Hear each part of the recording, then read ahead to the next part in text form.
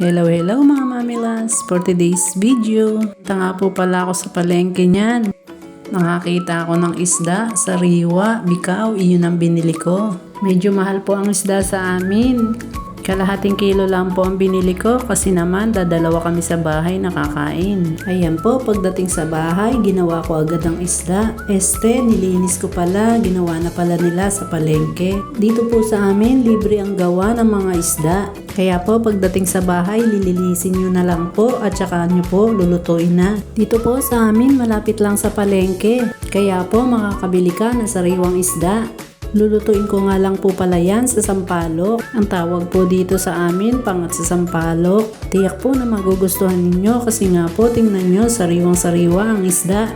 Ayan po, pagkatapos ko silang papilahin,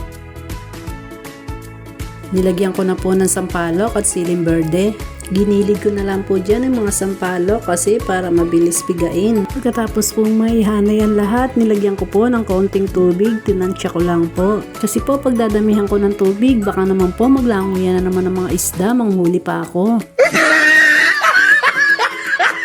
Imbis po marami ang lulutuin ko, baka dalawa lang po ang mahuli ko at maluto. Tinimplahan ko na po siya ng pampalasa.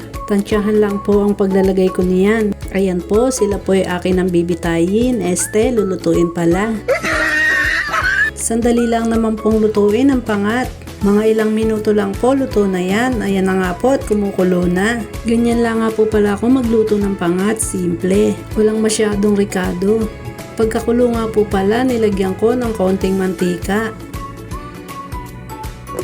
Nakabili nga din po pala ako ng saging, isang piling. Ayan na po, nahango ko na ang niluto ko. Ngayon naman po, kakain na ako.